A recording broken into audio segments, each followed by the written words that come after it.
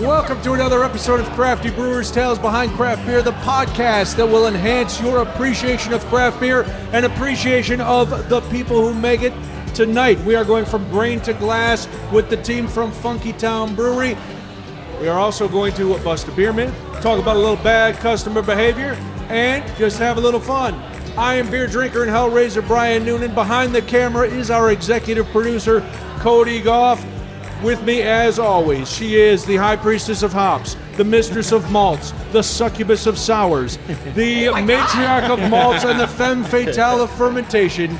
She's a co-owner of Exit Strategy Brewing. It's Katherine Vallow. Hello, Katherine. Hi, buddy. This list keeps getting so long. Because my life is empty, so I just sit around doing alliteration all day. I'm not mad at that. That's What I would like is some kind of warning, because I hear succubus of sours. Okay, great. Sours. So I'm seducing sours. Right. That's fine. That's fair. That's Whatever fine. you got to do. That's fine. Or you're seduced by sours. Let's there not it is get right too there. literary. No, that's the actual one. Let me introduce our guest really quick before we Please. get to our myth. Today we are joined by the co-owners and creative team behind Funkytown Brewery. Richard Bloomfield is the co-owner and CEO. And then we have Gregory Williams. He is the director of sales. And Zachary Day is the director of Brewery Operations. Gentlemen, thanks for being here. It's very exciting to talk to you. Appreciate you for having us. Appreciate man. you. It's going to be fun. So we always start by busting a beer myth, because I'm sure as you guys were coming up and learning about beers, you heard a lot of myths. I've been drinking beer since I was 4, so I've heard a lot of beer myths. 14. And we always like to ask, and since we have brewery folks here, I always like to ask, is this a myth I've heard before? And it's funny because all of us are drinking amber-colored beers, but I've heard that lighter-colored beers are healthier. Absolutely not. And this is the best part about when we talk about beer myths, because we all come across these all the time. People are like, I can't drink a stout. They're going to make me very full. Like, no, that's not actually real. That's not real. You know, even a little bit. So we do this every episode, and this one is great because we've seen the market share kind of start to gravitate towards some of these macros with these tiny, tiny calorie counts, thinking that, ooh, this beer is so light, it's so healthy now, and I can drink it after I run a marathon. No. Right? Like, no, absolutely not. Then there's a couple things that we can bust about this, right? So you can have a light beer that's a double IPA. You can have a light beer that's a triple IPA. And you're not talking about healthy, you're talking about high alcohol. Yeah. But at the same time, that high alcohol count is not necessarily the healthiest option, right? And I think with this one, what's interesting is when we say lighter beers are healthier, you're trading off a lower calorie count and a lower ABV for an increased volume, right? Yeah. So like, oh, this beer is whatever the hell the giant guys say, 60 calories or something. I can have 12. You're still drinking 12 beers. You're still putting then all of this, like, there's nothing. But you're giving up flavor, you're giving up aromas, you're giving up character, right? I mean, you're giving up so much by the idea that these lighter low-cal beers are healthy. They're not. They're just water with like a hop wave to it, like on its way past. Yeah. It's like, what up? And then the hop waved and that was it, right? Have you heard similar things, like just in what you guys have been doing here at Pilot? Yeah, I mean, I think when it comes to people saying that, like asking for a light beer, for us, like the demographic that we usually deal with when we're out, like during tastings, like people associate light beer with like macros. Right. So, we're dealing with like the black community or just like women, like underserved beer market. And when they say light beer, it's usually because they're just afraid of IPAs. Yeah. Who isn't afraid of Yeah, like they've just had an experience with like a beer, a full flavored beer. Maybe it was an IPA, maybe it was something else. But when they say they want a light beer, it's because they want like a Modelo or something, a Stella, something that they're used to that doesn't, probably not great on their palate, but doesn't offend their palate. This is an interesting turn of phrase. I like that a lot. It isn't great on the palate, but it doesn't offend your palate. And I think to Brian's point of, being scared of IPAs, I think that's what happens is that so many people are terrified of like, oh my God, this is going to wreck my palate for the rest of the day, and I'm not going to be able to taste any of my food because I had hops. Yep. And you're like, that is not how that works. Yeah. Even a little bit. Yeah, so that's, I consider it busted. It's completely false. It's stupid. It It's is. not even It does false. seem It's stupid. dumb. Especially since none of us, one, are drinking light beers, and none of us are drinking like something that looks like a light beer. Right. We're drinking things that look like beer, which is fantastic. We like things that look like beer, and also if you were really that concerned about being healthy, have yourself a kale salad before you go out and eat it, and have a decent beer. Yeah. And then shut up. If you're drinking beer, do an extra sit-up tomorrow. That's all. That's just it. That's the way it goes. Right. Don't sacrifice the craft and the quality of what you're drinking because your perception of something is that it's going to be better for you. What you've done then is that you've taken away the skill set from the people that are making it. And that's some bullshit. Yep. So, All right, see, well, there's that tiny E. Yep. Already? she's already swearing. You guys can do whatever you want. Katherine sets the tone. Once she starts dropping them, we don't care. Sorry, Mom. Again, I want to introduce our guests. They are the creative team behind Funkytown Brewery. We've got Richard Bloomfield, Gregory Williams, and Zachary Day. And as I was doing research, I've been looking forward to talking to you since I met you at the Oak Park Brew Fest. I don't know quite where to start with you guys because your story is fascinating, and it's been a really exciting and meteoric rise for Funkytown in the last couple of years. But let's go back to the beginning. So you guys are high school friends, right? And then did you all go to Grambling together? Yeah. Okay, so you go to high school together, then you go to college together, and then you come back. Now, when you were in college, being in Louisiana, maybe you were drinking some Betas, some Fulber. What were you drinking? What were you drinking when you were in Louisiana? You forgot the income of a college student. So like Dixie? Yeah, no, we didn't have any Dixie. We had a lot of Bud Ice, Mickey's, Old English. Like everything is like $1.40. Colt 45, Colt 45, 211. Like everything's like $1.40 and less. Like it's northwest Louisiana. Like it's north. It's a very impoverished part of the United States. So it was college. It was college beer. Yeah. Like when I was in Southern Illinois, I was drinking Lone Star and Busch Light. Yeah. And so it sounds like the same kind. You're drinking whatever you can. So when you came back to Chicago, what made you or what brought you to like craft beer as drinkers first, as consumers first, before you decided to delve into it as a business? I mean, it's because the craft beer scene in Chicago was booming, though. Like for us, like this beer thing was our own thing. So we come back to Chicago, and there's like Goose Island, and there's Revolution, and there's Half Acre, and there's these cool labels on the shelves. And we also have a little bit more money in our pocket. Not a lot, but hey, let's try this Sierra Nevada. Let's try this Boston Sam Adams Winter Lager. Like we remember that experience. Like we're drinking in my bedroom. You Were you from college graduates? You had to hide in the bedroom to drink? Yeah. We come back home from college. Of course, we didn't have our own spot yet. Okay. Like we graduated during the recession. All right, perfect. Of the 2000s. So yeah, it's just like that was it. We just started trying this different stuff because we weren't seeing this on the shelf in Louisiana where we were at. Also. Yeah. So it was just curiosity. And then we started enjoying that full flavor. Like even that winter beer, we had a 6-pack. And it was me and Zach. And I remember that the first beer we both had, it was a lot on our palate. Yeah. And then, we got to the end of the 6-pack. And that was it. We enjoyed it. Sure. We were in a good mood. And after, that waking up your palate off the first beer, we got into it and we enjoyed the fuller flavor. So Zach, you seem to have a very clear memory of that Sam Adams Winter Lager, which is a great beer. So you'd been drinking all this high-end stuff in college. You try this. What went through your mind that first time? Different flavors popping off on my tongue. It was warm. I didn't know what I was drinking. I had one mission only. It was to get busted at that time. There you go. How was I going to get there in a different way? Let's try this. It doesn't take as much with the craft beer. No, the reaction speed was a little faster with this one than it was with MGD or something like that. The pickup on that car is indeed better. Yeah, Right? yeah. All right. We know Sam Adams Winter Lager. Greg, what were you? Oh, I was still drinking highlights, my boy. The bedroom story. I was still drinking highlights. Still drinking Highlights. highlights, He's okay. watching the Bears, man. They couldn't get you to No, come to the, not yet. No, I had to get a better job, man. No, I wasn't there yet. So I was still drinking MGDs, High Lifes. But I did start drinking like the 312, Okay. the wheat ale Yeah. from Goose. That was like my crossover.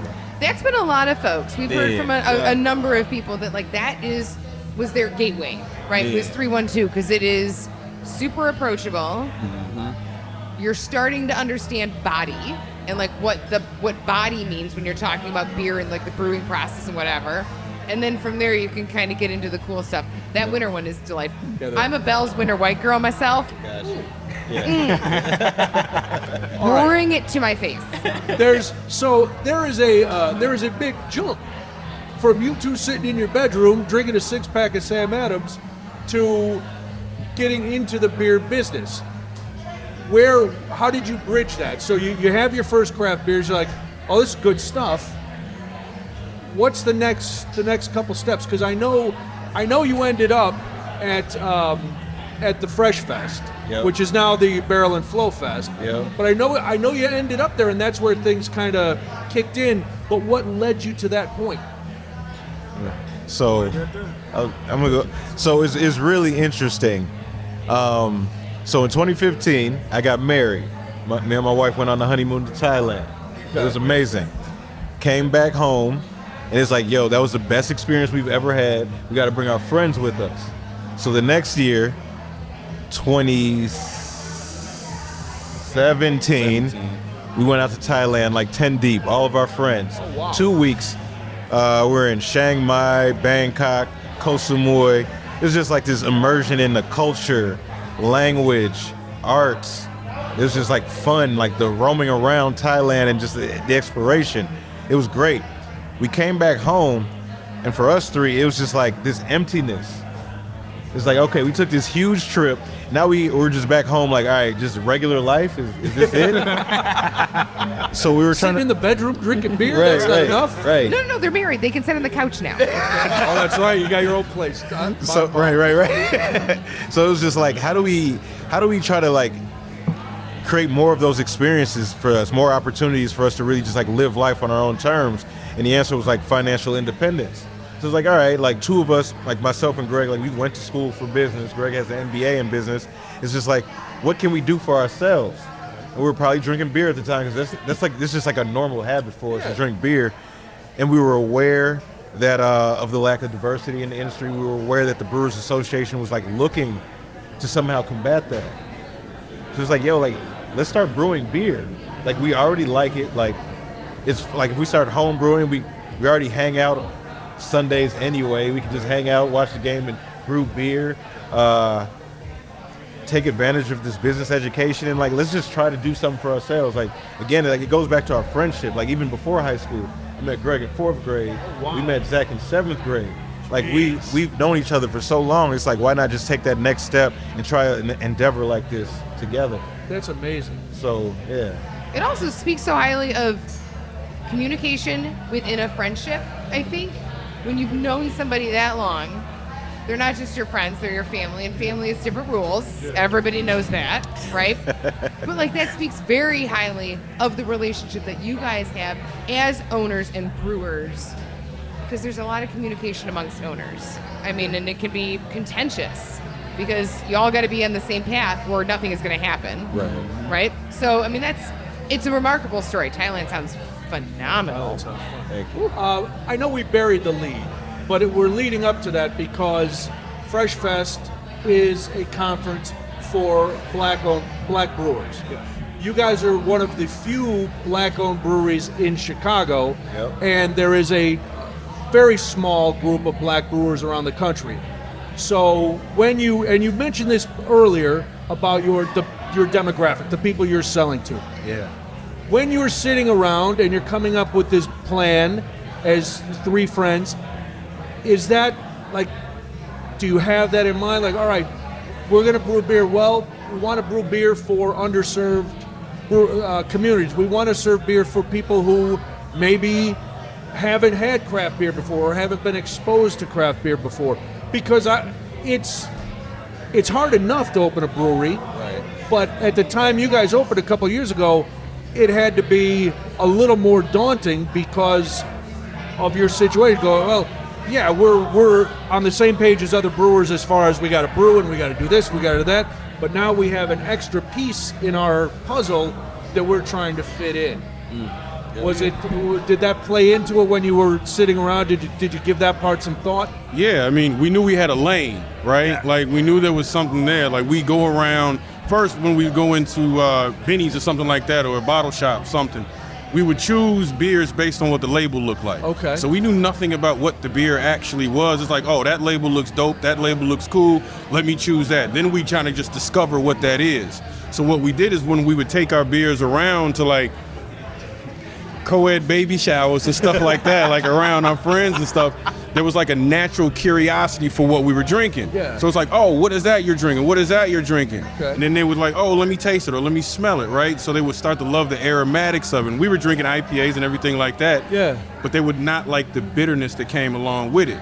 So we're having all this data in the back of our heads as we're drinking beers. We're trying to devise a plan to get back to Thailand every year. There you go. It's like, you know what? We know this is underserved community, underserved folks within this industry. How can we do something to kind of bring light to that? How can we do something to get our folks into it, but not just like immediately into it and have something that kind of just like scrapes their tongue, it scrapes their palate? How can we do it in steps? Yeah. Right? So it's a conditioning process. So that's why we start with like palatable beer styles, you know, low bitterness, low astringency.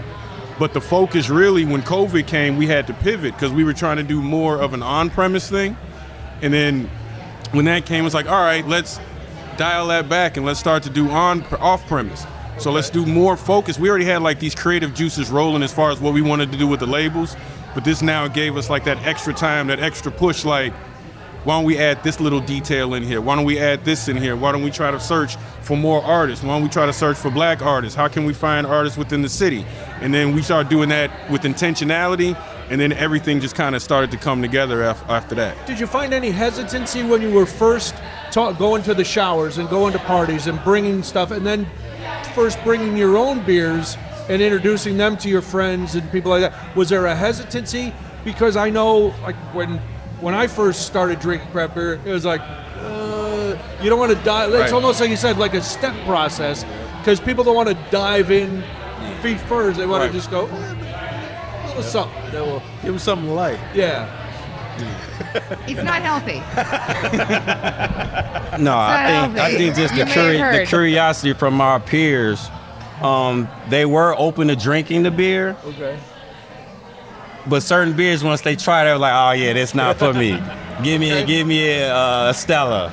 Okay. Give me something that they're used to." Yeah. So that's when like he said, we knew like that bitterness was gonna throw them off. So we start focusing on picking up more like, you know, lagers, ales, and That multi-profile kind of more thing where you're like, all right, this- beers. right, so it's a and then little we'll give them out to rounder. people, and they be like, "Oh, I could drink this. I could drink this." We even grabbed some sours, and we don't like sours, but the women were like, "This is good. Can you I gotta get some brew it." more?" And we Those just are my like, people, and I love them. we just like, wow. We didn't know that women who really never had beer One of the- want sours more than any other beer. So I'll tell you one of the things that always struck me.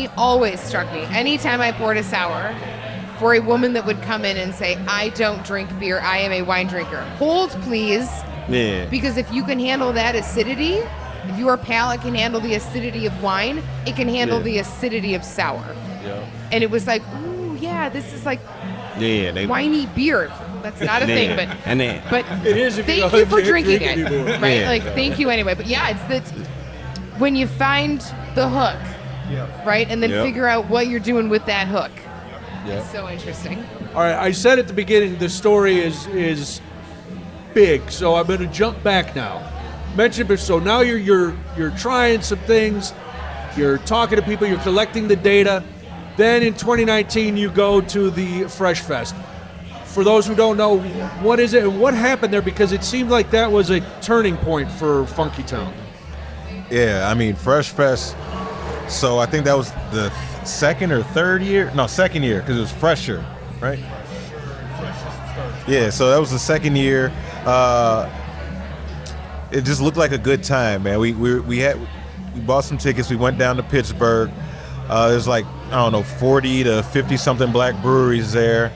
And it was just an eye-opening experience. From the first day, Friday, before the festival, there were these seminars. And it's like, that's our first time listening to like a beer seminar and hearing people speak.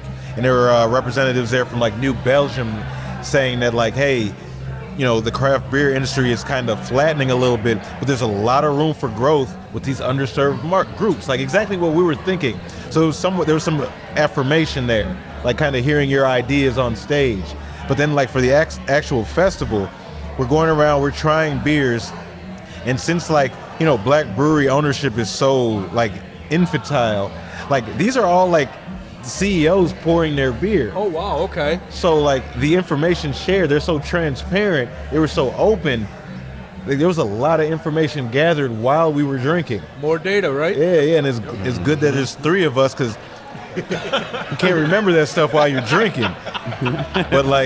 But yeah, Greg, did you remember this? Zachary, did you remember everybody this? has their I job. did. Like, I you remember this. remember this one. Right, you we're remember something we're else. working together to jog each other's memories after the fact, but like that's what it was, just meeting all these entrepreneurs who are only just like a couple steps ahead of us. They're truthful about the grind, the amount of work they put in, but like it felt familial. Just like the whole environment, the festival itself, like everybody was so just like forthcoming and sharing with information. It didn't feel that competitive. It felt like, hey, why don't you come join us? Yep. So they, you know, with that information, it just kind of gave us better direction. We always thought up to that point that we had a really good idea, we build a business plan, you go to the bank and get your money, and it was just like, that's not realistic at all. We watch too much TV. And like, Here is a check. Yeah. Thank you. That's a great idea. That's perfect. But like, yeah, they gave us actual direction for us to build our business plan in a more feasible way for us to end up here at Pilot Project. That's very cool. So now you're armed with more knowledge. Yep. And you come back, and were you already home brewing at that point? So you had already been home brewing. You'd already been having people taste your stuff. And speaking of tasting your stuff, let's crack one open. We're going to, and then we'll continue, because we have to get to how you ended up here at Pilot Project, your big Sam Adams Award, and there's a lot. And you got a Next Wave Award this summer. There's a lot going on with Funkytown, and really, it's hard to talk without something lubricating our throat. So let's go. do this, and then there'll be more. Okay.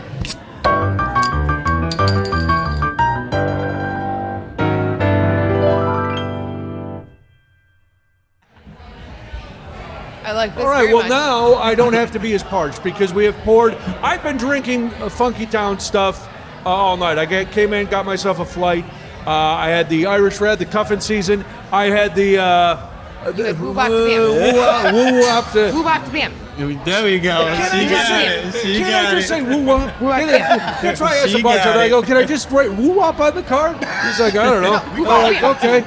She said, I don't know. look how smooth. Say it again. Woo Bop to Bam. I'm a drinker, not a talker.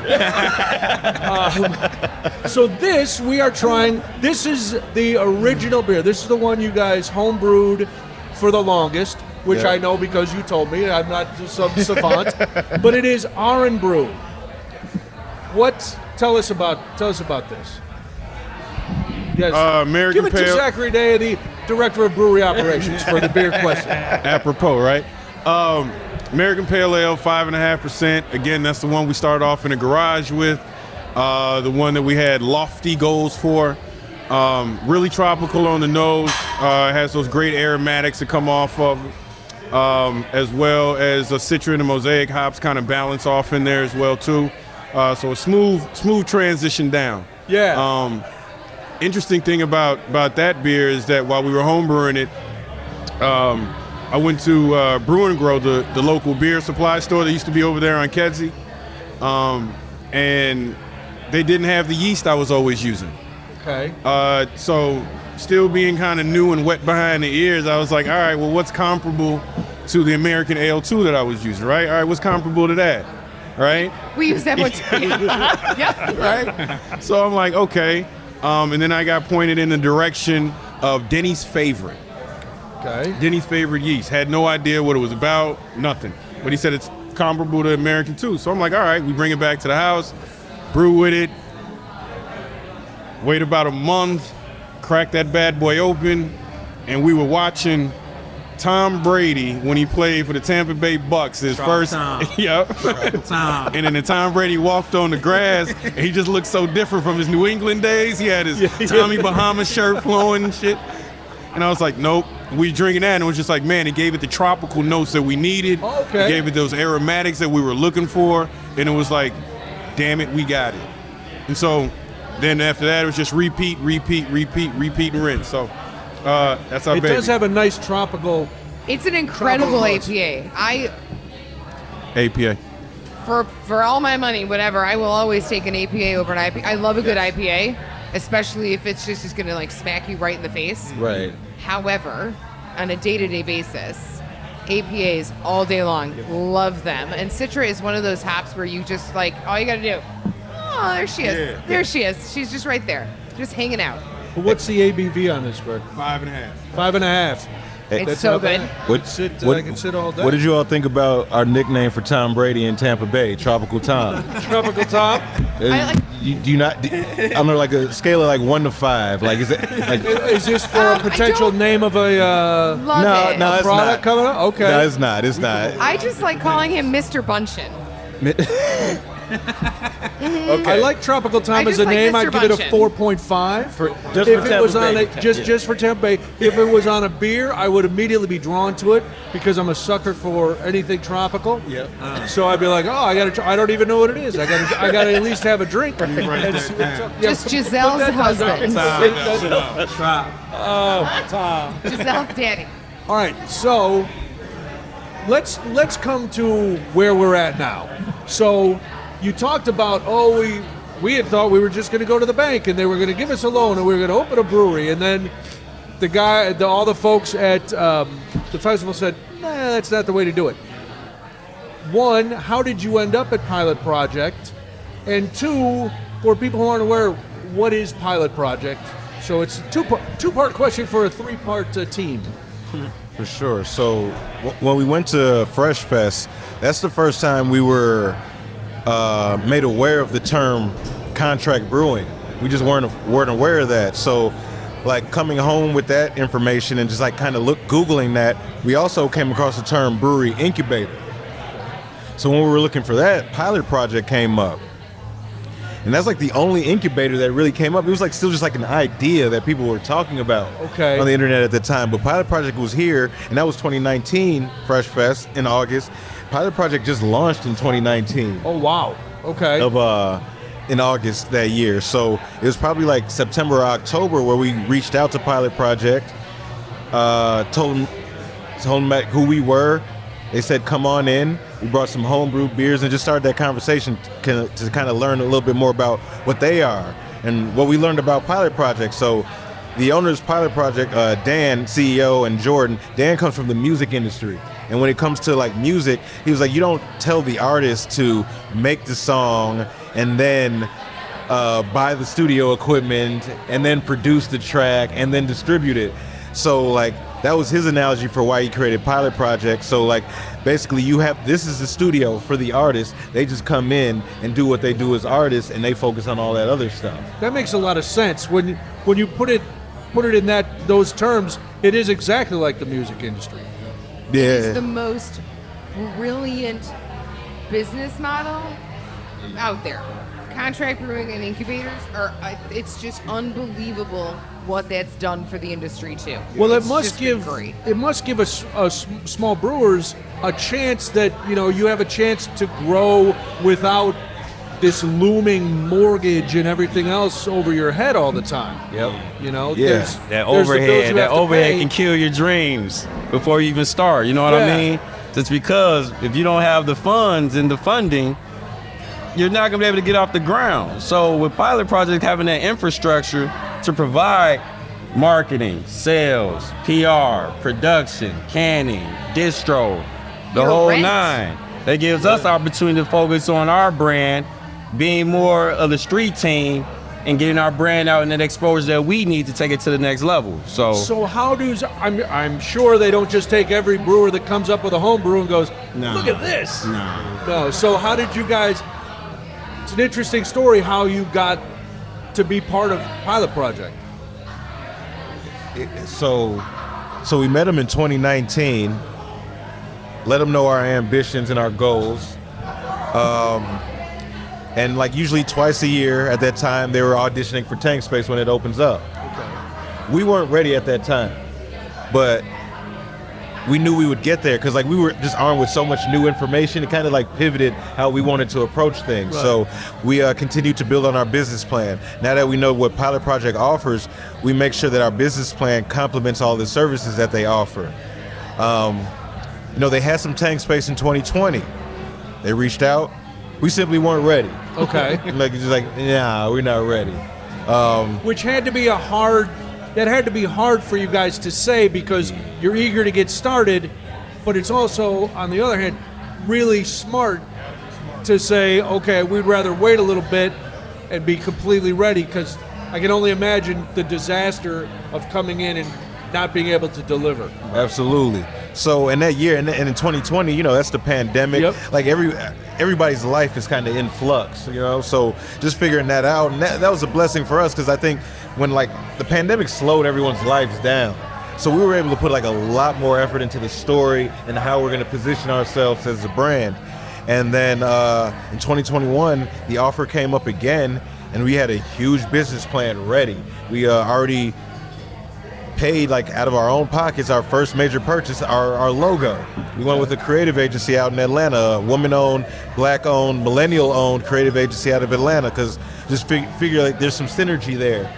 And we had that ready, the business plan, and our first like beer label, Hip Hop Snarl and Brew, and the design that's going to go on that. And we came in here and we pitched our ass off. Now, do you have to? You're coming in with the business model too, but do you have to bring the beer? I mean, because in the end, we had some homebrew. In the end, the beer is. We had some homebrew, but they were already kind of used to this homebrew. Okay. They were already used to it. It's about now hearing that full story of how we're going to make this a success. Okay. And it was June. It was hot. We were in the back pitching, so we're in the brew house. It's hot. Yeah. We're sweating. Like I have on a white polo. It's see-through. And but we were ready for the opportunity. Like we just kept pitching. Like the train is running by. Yeah. And we're just like stop, start back, pitching hard. And now we were just ready for the opportunity. We pitched on a Friday, and at the end of that day, like they're like, we're not even gonna let you go into the weekend thinking about it. They let us know that we had the tank space. Nice. Yeah. So that extra year preparation, I think, really helped us. Because like once we got started, we also had no time to plan. Right. Yep. We were living off of everything that we did kind of in 2020, like the ideas from 2020. Yeah. Well, when you get the call, Zachary, and all of a sudden you have to build. You go from homebrewing to now you got to fill some tanks.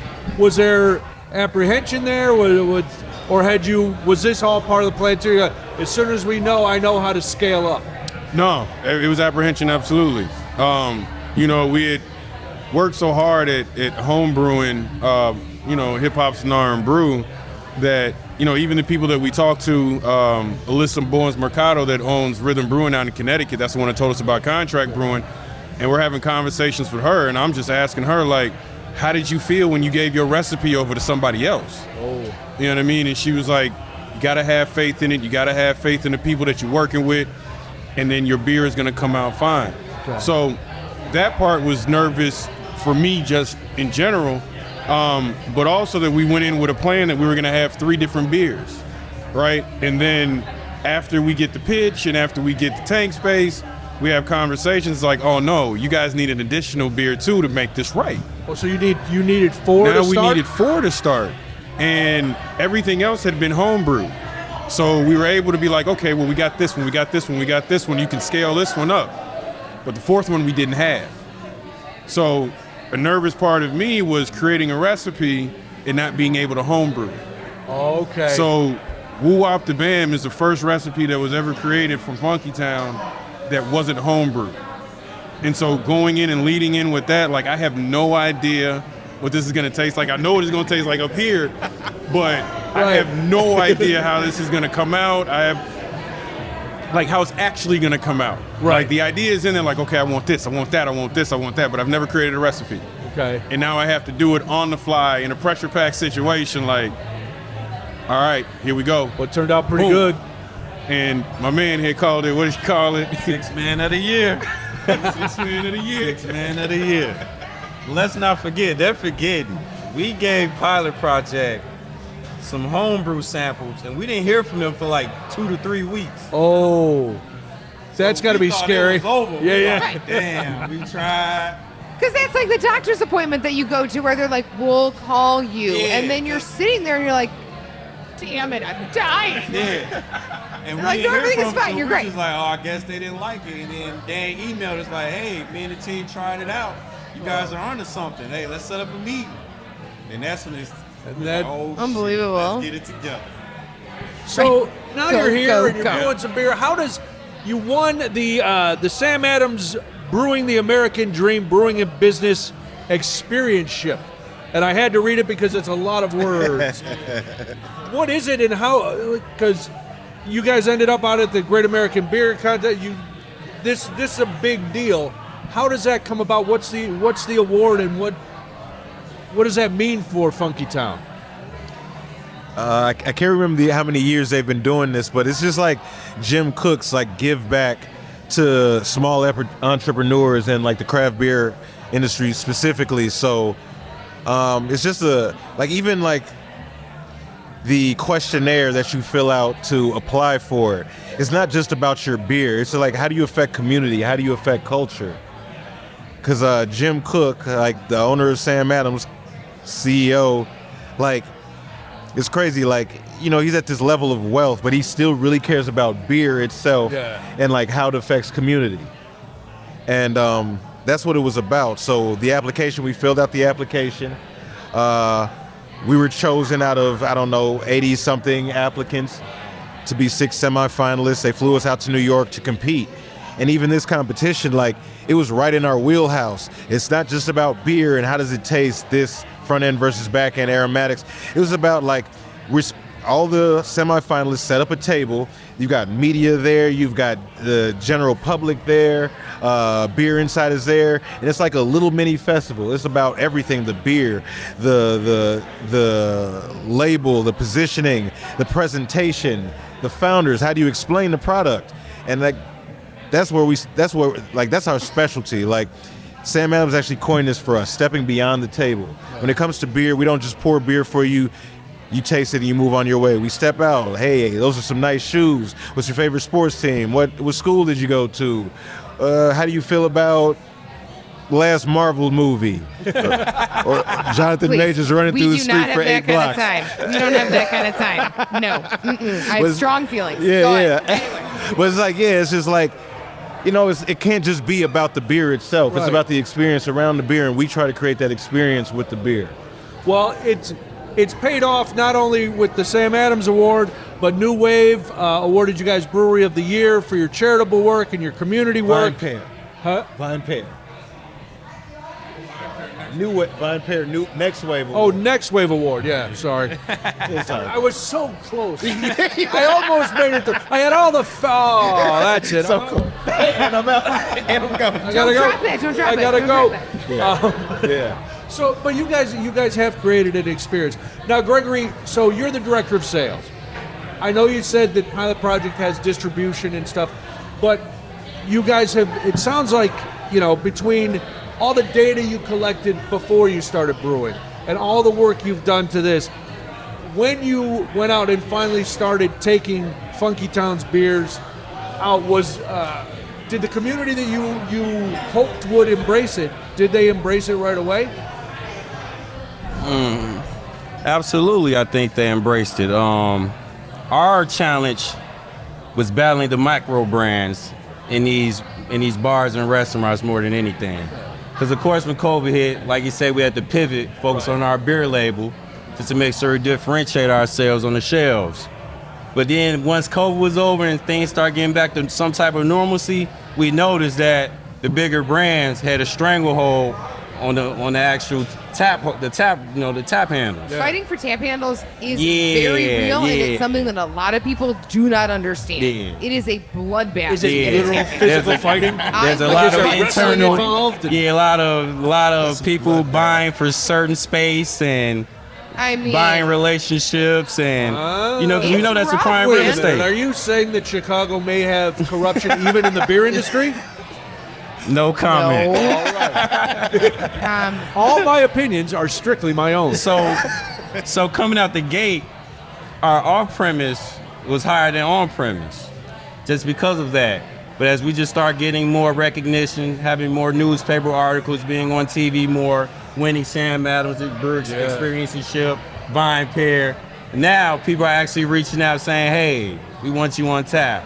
And we actually have tap handles too now, so we talk about not having money, we were broke as hell. Nice. So we didn't have any tap handlers, so we were using pilot That's going to project be a tap hindrance handlers. to bars putting you on their tap line. Yeah, and it has and with us, our logo is so dope. Like the tap handle looks that much better. So Yeah. it's easier now than before. But it was definitely a challenge. Definitely. no, listen, shelf space and tap handles are things that I don't think the normal consumer ever thinks about. No, because we just go out and drink. We don't have Correct. to worry so about. you're not worried about Right. where, like, you've got 6 shelves to choose from. Which shelf are you going to be on? You've got 12 tap handles. I've got 2 open. What are you going to do? Right. It's Well, I it's a think, completely different animal. I think Zachary said this earlier. When I go into Benny's, if I don't know for sure what I'm looking for, I am drawn to the labels. Yeah. And I'm just like you said, you guys were at the beginning. Yep. I don't know every brewery. I know styles that I like, and so if I'm looking for a style that I see, I like the label. It's like, all right, those 2 things. Let's go. That's 2 things. A craft beer aisle can be daunting. Like, it's so much beer on each side of you, right? Yeah. Like, so what are you gonna do? Like you said, what are you gonna do to differentiate yourself? You're walking down the aisle, you have no idea because there's 94 beers to choose from, and you're just like, How much Oh, time shit. do we have to talk about the saturation of the industry? The answer is not enough. Not enough. We'll have to never do, enough time. a revisit with But Funkytown down I mean, the road. it's real. it is, and it's like, how do you stand out? So it's like you walking down and you got a magenta can just sitting there, and it's just like, what is that? Yeah. You turn it. All right, well, let me try this. As you're walking down this, And if you're me, you just read the first 2 words of the name and you go, that sounds good. Good. Let's go. I don't have time for a 4-word name. I'm going to go with the first 2 and I'm going to keep moving.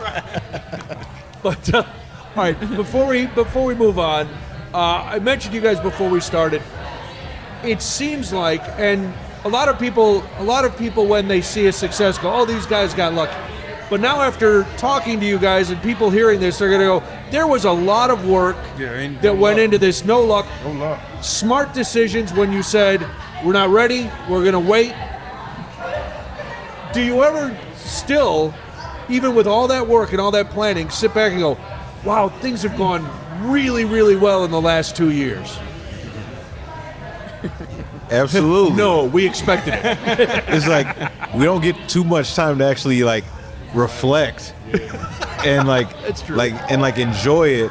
But like honestly, like, you know, you come into business like with your dreams, like, yeah, we're gonna get into like the United Center and maybe like Wrigley Field, and in our plan is like, yeah, that'll happen in like year 5, but like United Center happened in year 1. Guaranteed Rate and Wrigley Field happened within year 2, and it's just like we did put in a lot of work. Yes. But like the success is even more than what we expected, and it's not even like, and also like we've made no money, like we've made no like ourselves up to this Oh, point. come on, we all know like, brewers are rich. right. Oh my God. I think that was one of our first was myths. one of the Was like, owning a But all brewery is brewers are super rich. fun and you get really rich and it's so easy. right. Stab myself in the eyeball when I hear that. Yeah, it's the truth. But like, there's got to be something you enjoy out of Right. it.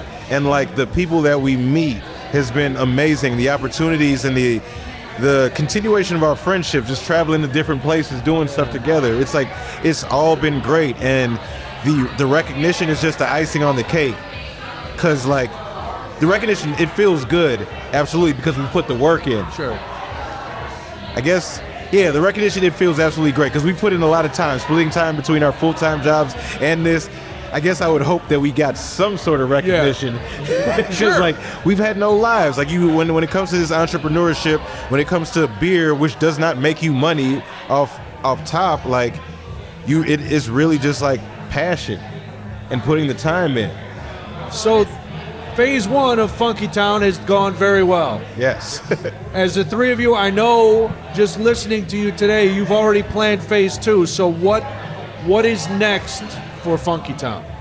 What are the, like, as you keep talking about the dreams that, if you get you talked about the dreams for this first phase, and seems like you're hitting most of them. So where does Funkytown go from here? Tap room. Tap room. Nice. That's what we're kind of striving for at this moment.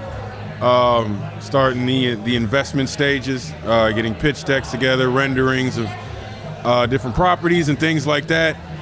So that's our next step, and that's our next stage, because that's what we fully wanted to do in the first place, right? Yeah. Like that is what's going to bring the entire idea into fruition. Okay. Like you can see the cans, and you can see the label, and you can see us out there, and you can see us pitching it, moving it around, and talking shit all over the place, right? But until we have our own space that really says who we are, not only as individuals, but as a brand and a culture, like then that entire vision can't be out there yet. We can't, the world is not going to be able to see it yet. And we feel like the tap room and whatever extensions of the tap room that there are going to be those pieces to fully show what Funkytown is all about and what we've been striving for such a long time. Well, and then you don't have to hand your recipes over to anybody else. Nah. Then it's all you back there.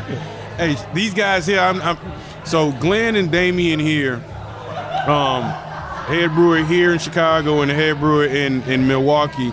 Okay.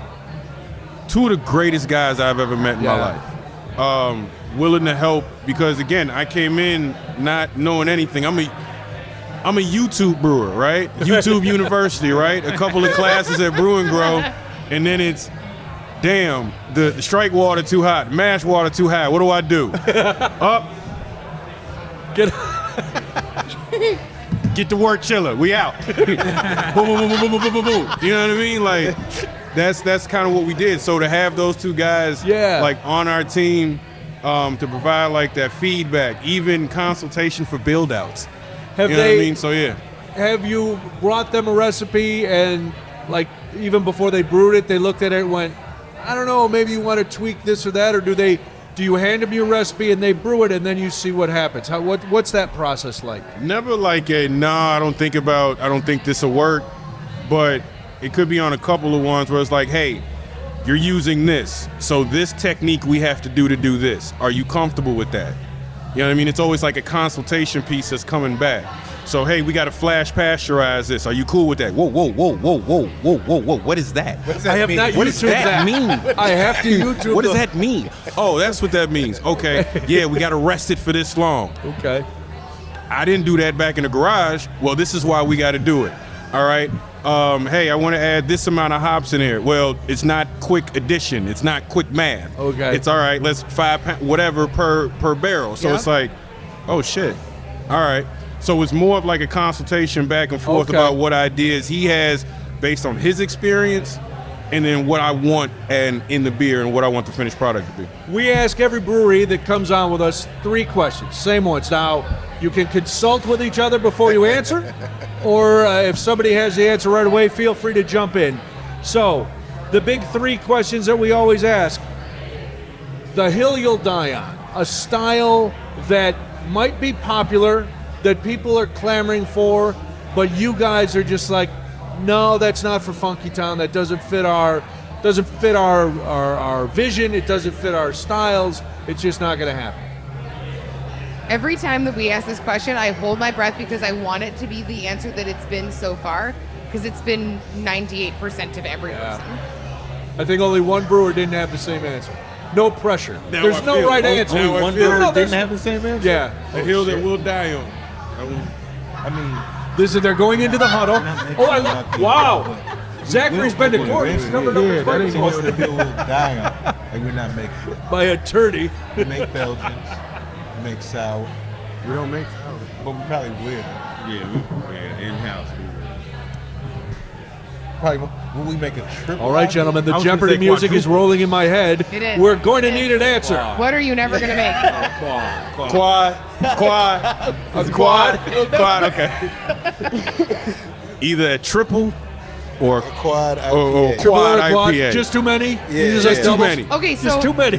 part of 3 it may and 4 have is too okay, many. so when you say triple or quad, my head first went to Belgians, and I was like, that's sad. But then you said, IPA, yeah. okay, Yeah, all right, yeah. so a triple Oh, or yeah, quad triple IPA. tank IPA. You don't want Yeah. to chew your hops? That's weird. You said what? Now, we like IPAs. Yeah, it's we don't like- have any plans to make one now, but like I know we'll make one eventually. Yeah. But it's kind of like the hill we'll die on. Like people ask about those now, and it's just like we're not even thinking about that. Like that's the current hill. Like Yeah, it's like that's the current hill. You guys should All right. have an IPA. We'll check back. Nope. Yeah, we'll check back next time. Nope. All right, Got a whole So Voodoo Ranger series next here's time. one. A beer that either you've tried maybe in the garage or you tried here. Maybe you liked it. Maybe your friends liked it when you served it to them, but you're like, nah, we're not brewing that one again. For whatever reason, it was. For whatever reason. I don't think there's anything that we were like we won't give up. There's nothing we've given up on. Okay. But we did take a step back on the IPAs because like they didn't come out right. Yeah, we brewed it like once or listen, twice. that's It was fair like enough. Once or twice. Like, and I was yeah. like, ah. Yeah, it's just like Again, that's another decision. You guys seem to make pretty wise decisions. And if the IPA is not right, why bother with why it? focus on it? Yeah. All right, and the final question. I know you don't have much time to sit back and reflect, but if you're sitting and relaxing, what's your go-to off-the-clock beer? It can be one of yours. It could be something else. Maybe Gregory's still longing for those high lifes. Maybe you guys talk to Jim All Cook and tell him brewers the winter drink lager High Life. stories. Something like easy to drink. I don't know. What do you like? I think it's different for everybody, but Right, like no, each one of you would probably have your own. so I'm getting older. Yes. You know, I need to like drink and still be able to function. So, we're pretty cool with Revolution.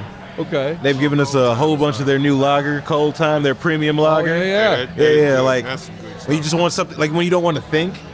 That's it. You just relax. Yeah, you just grab All right. that. That's- Beer flavored beer, man. Yeah, that's a good one. Beer flavored beer. Yeah. That's a good one. That's Yeah. Good one. That was pretty good. All right. I don't Zachary, I don't you got to one? think. All right. I don't like to think. Obviously, that was quick sale. Or maybe when you're done, you just don't drink beer. Oh. We're gonna I drink was about something to else. say I just Don go home and Julio drink whole milk. Reposado. I'm getting drunk. On the rocks, baby. Tequila. Man has to has to have a variety. Yeah. Can't drink beer all Nah, the 'cause time. I've noticed that with us, like when we're out, like on vacation, like we really don't drink beer. We drink spirits because we drink so much. You drink so much It's beer. R&D all the time. You know what I mean? So Yep. Yes. we indulge in other things. Non-stop R&D is rough. Well, hey, No, it is. I go straight to Shams. Pass me those bubs. Right?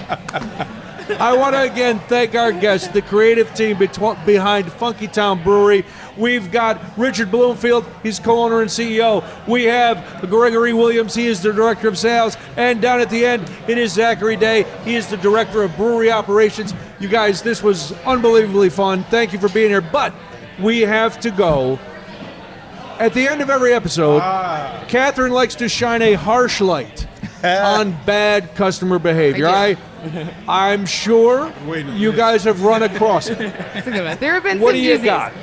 So today, I would like us to time travel back to one of the most awkward years of any human person's life, and it's 8th grade health class. Right? Okay. Were you drinking in 8th grade health class? I was not, but 8th grade health class is where we start our story. Because at some point in 8th grade health class, some health teacher, and by some I mean I feel like every single health teacher did this, they used a phrase that is burned into our brains, and it's the worst 2 words in the English language when you put them together, and it's heavy petting. It's the worst phrase in the world. Are you sure we're talking about beer customers? We are. Because heavy petting. Stay with me. All right. So heavy petting is where we are going with our bad customer behavior. I've Not never so, like- seen There's such right? confusion and disbelief on anybody's face. Like, I'm telling you. how are you Like, going to wait. tie this in? Again, stay with me. Okay. Right? Because when I had to deal with this, the first thing I did was see my 8th grade health teacher, and I thought, oh my God, it's heavy petting in action. I can't handle this. There was a time at the shop where we had some couches in the front, and we had a couple come in, and they must have been not married, because after you've been married a certain amount of time, these kind of things just don't exist. I don't care how in love you are. I could give a shit. You agreed a little too quickly, Richard. Cody, you'll cut that part out. Please. I've been married almost 25 years. Right. Right? Like, stuff falls off. Like vanilla in a barrel-aged stout. It falls to the side. So they come in clearly not married because, again, you're not married in this into each other. You're married and you love each other. You're just not into each other like this. And everything is going along just fine. And beers are had, conversation is happening, tap room is still full, whatever. It's winding down in our evening. People are leaving, and these two are starting to entangle themselves on the couch. Yeah. Hence 8th grade health. Come on, everyone. So they are now starting to get into one another a little too, legs on top of legs kind of They're thing. Lauren Boberding. Right, like this, when you do this, yeah, right? And it's Zoom like in a on very- that. It Go was ahead. it was very pretzel. It was real pretzel-y on our couch, right? And we got people now that are starting to look because things have progressed from friendly conversation, maybe a little hand holding or a hand on the knee to some rubbing. We're like, this can't happen. I don't understand what's going on. There have been a number of beers consumed. We think everything is fine, and we're like, no one is here now. Now it's just these two making out like it's their job on a couch.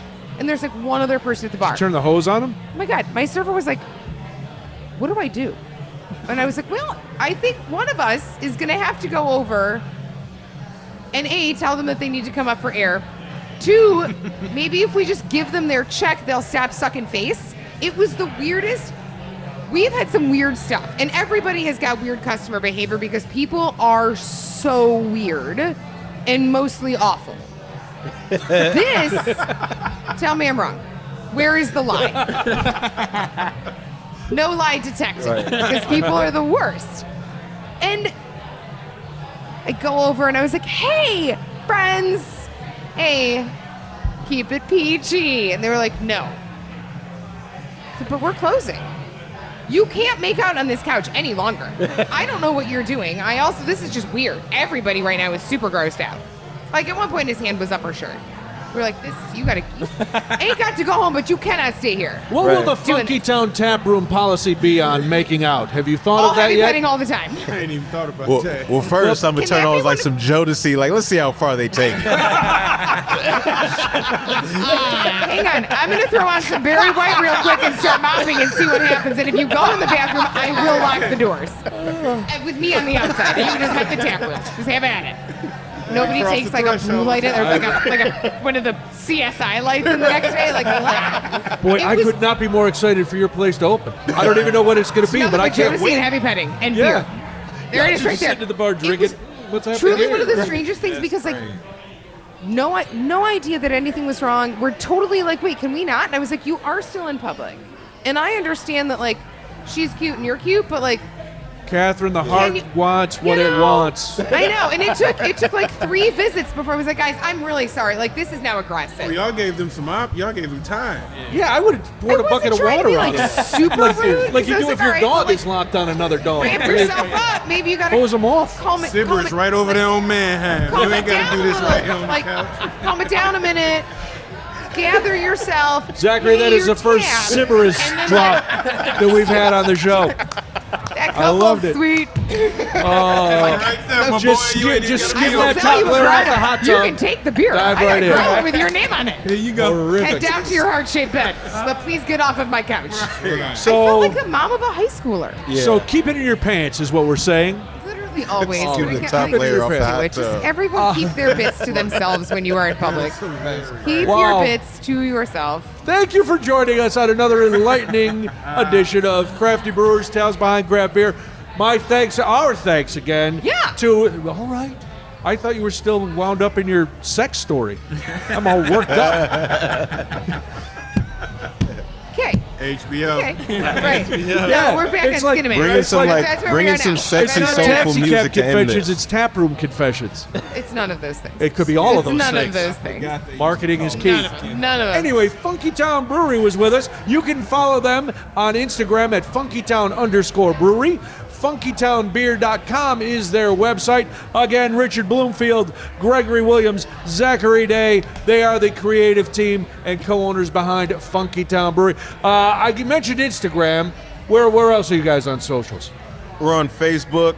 We're on Twitter/X. Not sure of the future of that platform. Yeah.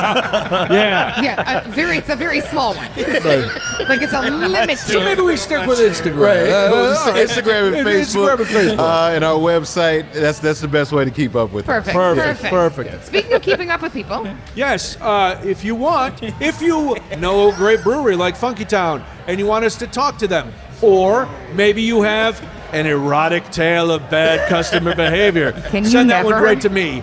But if you have other bad customer behavior, you can send it to all of us. You can send it to craftybrewerspod@gmail.com, or you can go to our website, craftybrewerspod.com. You'll see episodes, our great interviews that Cody works very hard on. You will Great job, find buddy. merch.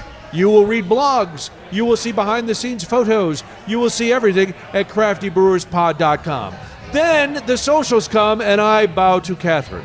right? So we're also on Instagram. We're at crafty_brewers_pod. That's where we release all of our stuff, when you'll know when episodes are up and coming and things like that. Also, we put up a ton of pictures of our merch, which you can find on the website, and all of those things. Very nice. So, for Crafty team from Brewers. Funkytown and Crafty Brewers, Tales Behind Craft Beer, she's Katherine Vallow. Oh, I already said your hang name. on. Good Lord, Crafty thirst trap. Brewers is produced. Crafty Brewers Brewers is is produced produced by by award-winning podcast producer Cody Cody Goff. Goff. He sits behind the camera Hey. and nods disapprovingly at all of us. So thank you. Look at that. Cody Goff is our producer. She's Katherine Vallow, He's still Brian Noonan. allegedly. Any final words? I got nothing today. All The right. holidays have wiped me out. So, I mean, won't you take me to Funkytown? Dun, dun, dun, dun, See ya. dun, dun, dun, dun, dun.